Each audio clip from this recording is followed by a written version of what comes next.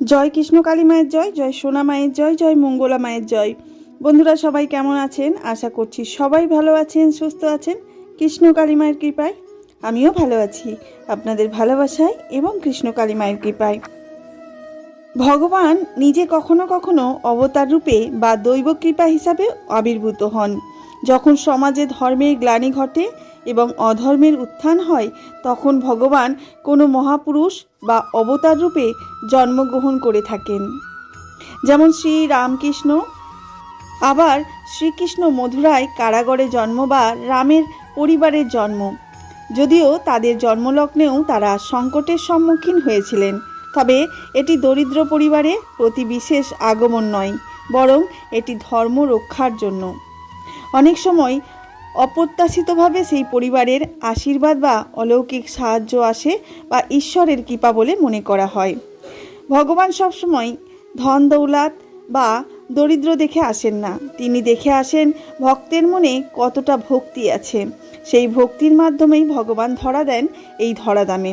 যেমন আমাদের মঙ্গলা মা করেছেন, ভক্তির শ্রদ্ধা এবং চেতনা চৈতন্য দিয়ে মাকে নিঃস্বার্থভাবে সেবা করে মায়ের কৃপা পেয়েছেন।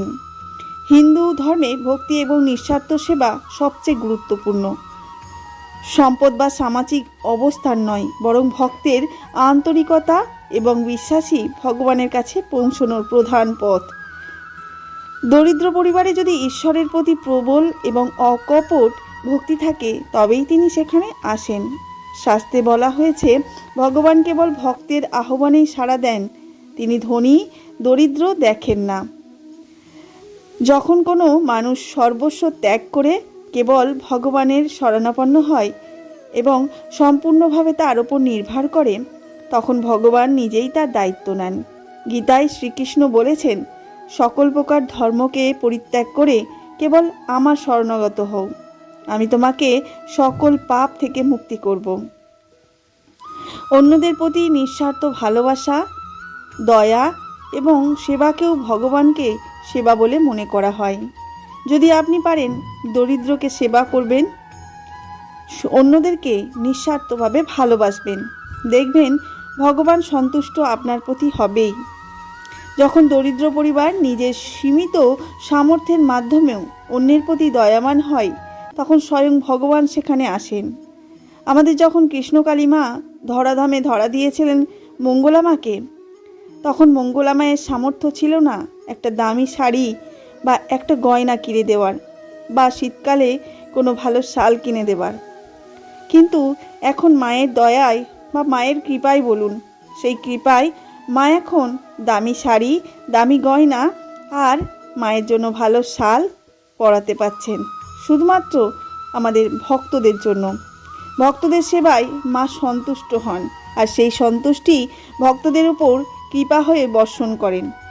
অনেক ধর্মীয় কাহিনীতে দেখা যায় যে ভগবান কোনো সাধারণ মানুষ নয়, অতিথি বা দরিদ্র ব্যক্তির বেশে এসে ভক্তের পরীক্ষা নেন এবং তাদের সেবা গ্রহণ করেন।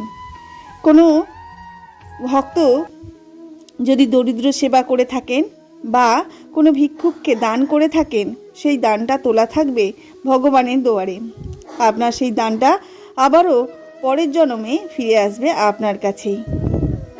তাদের সেবা গ্রহণ করেন। দরিদ্র পরিবার তাদের কাছে যা আছে তা দিয়ে যখন কোনো অতিথি সেবা করেন বা আপ্যায়ন করেন, তখন আসলে তারা স্বয়ং ভগবানকে সেবা করেন।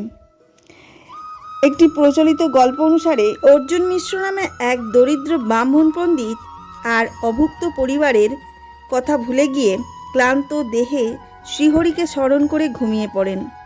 এই সময় স্বয়ং শ্রীকৃষ্ণ ও বলরাম শিশুরূপে তার বাড়িতে এসে তার স্ত্রীর হাতে সেবা গ্রহণ করেন। এটি প্রমাণ করে ভগবান ভক্তের সেবায় তুষ্ট হন। ভগবান ধনী দরিদ্র ভেদ দেখেন না, তিনি কেবল ভক্তের অকপট ভক্তি দেখেন। দরিদ্র পরিবারে তার আগমন এই সত্যকে প্রতিষ্ঠিত করে যে আধ্যাত্মিকতার ক্ষেত্রে জাগতিক সম্পদ ও সামাজিক অবস্থানের কোনো বাধা নয়। ভগবানের কাছে সবচেয়ে মূল্যবান হলো প্রেম এবং বিশ্বাস। একজন দরিদ্র ব্যক্তি সীমিত সম্পদের মধ্যেও যদি সর্বোচ্চ ভক্তি ও নিষ্ঠা দেখায় তবে তার কাছে ভগবানের আগমন অনিবার্য।